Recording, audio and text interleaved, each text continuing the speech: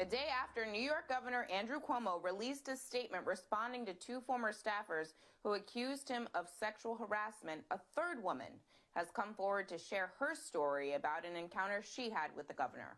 Anna Rush told the New York Times that in 2019, Cuomo approached her during a wedding reception. She said he put his hand on her bare lower back, and when she removed his hand, the governor then placed his hands on her cheeks and asked if he could kiss her.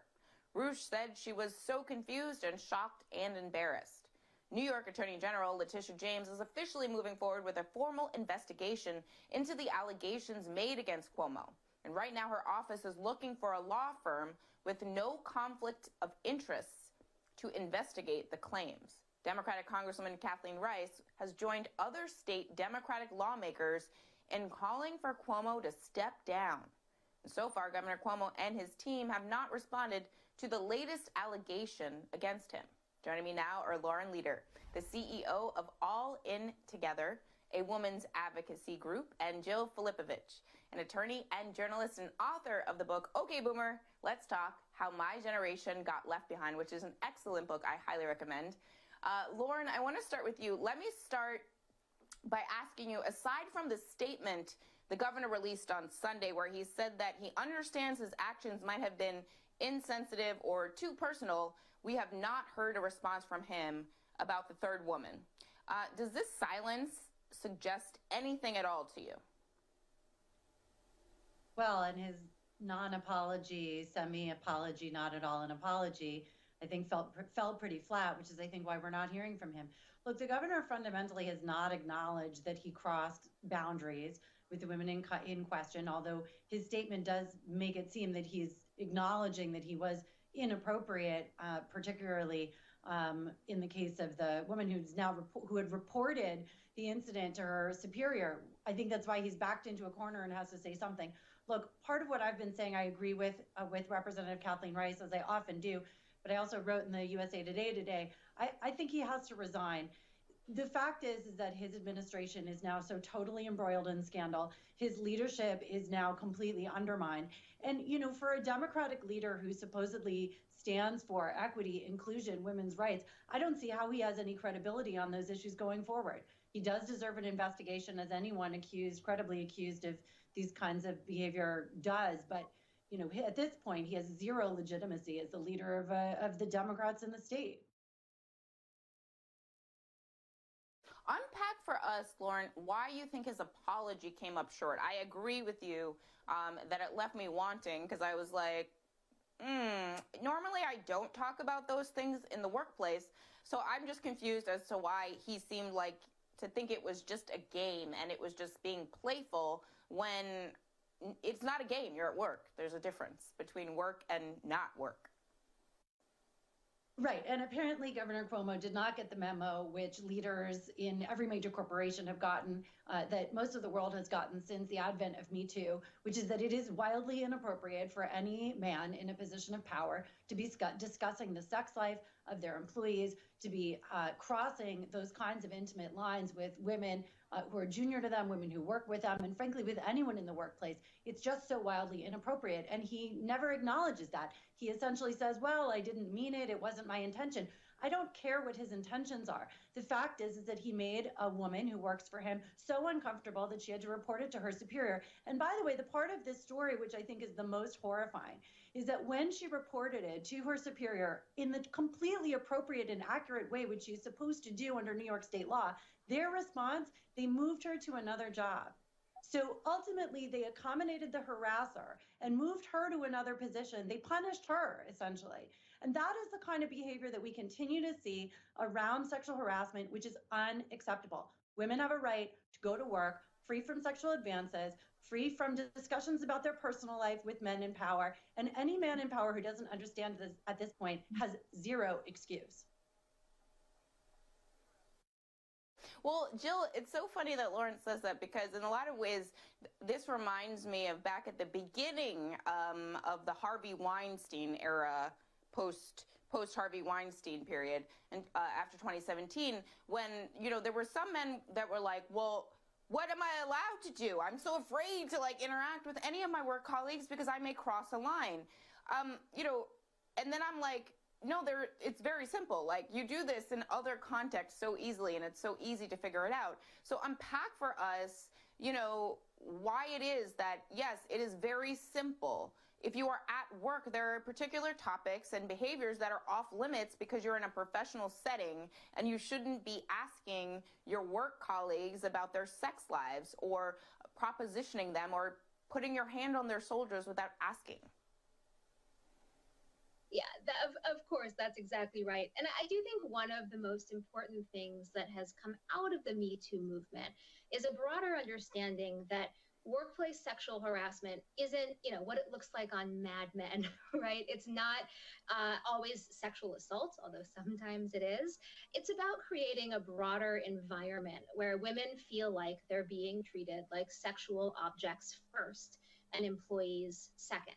Um, and that's part of why I think that even if Cuomo does resign, and I think he should, this investigation should go forward anyway. The investigation, I don't think, is just about telling Cuomo's side of the story.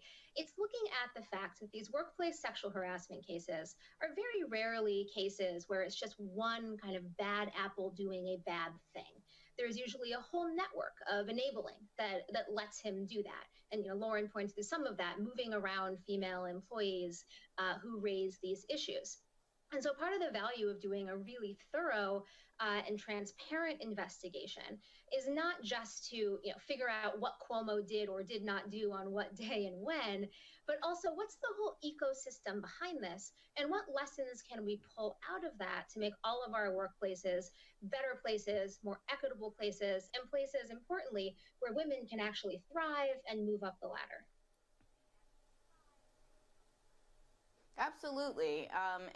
Surprisingly, I think in this particular moment, we do have a number of other Democratic leaders stepping forward and saying that the governor should resign. Senate Majority Leader Chuck Schumer was actually asked that today, if he thinks Governor Cuomo should resign, and here's what he said.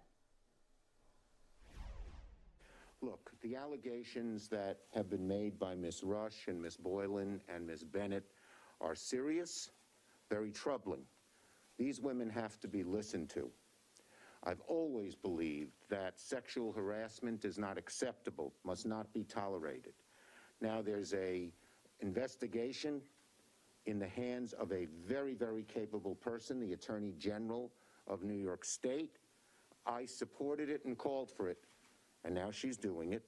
I know the Attorney General will conduct a thorough investigation that will be totally, totally independent without any interference, outside interference. Lauren, in 2017, Congress actually went through this after Senator Al Franken faced a lot of pressure to resign his seat after being accused of sexual harassment. Do you think that congressional leaders like Chuck Schumer should put the same kind of pressure on Governor Cuomo to resign in this particular moment, given the fact that we have, I think, evolved a bit since 2017, and we understand these issues in a much different way? Well, I'm so glad you raised that, because I was one of the people in 2017 that said unequivocally Al Franken should resign. And the fact is that we still have part of what is happening, the equivocation of Democratic leaders, their unwillingness to call, at least for many of them, to call for his immediate resignation, is the Al Franken backlash, which is that there are still many Democrats, I hear from them all the time, who think that Al Franken was unfairly targeted by Kirsten Gillibrand, and they continue to blame her, to blame the woman for the choice that an adult male, a United States senator, made for himself. He chose to resign.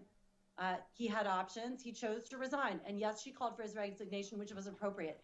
The reason why it is so critical that men resign when they are credibly accused in this way is because you cannot lead effectively when you are surrounded by a cloud of suspicion in these instances. And these are credible cases that of course deserve to be fully vetted. But Jill is right. It's not just about whether or not they happened.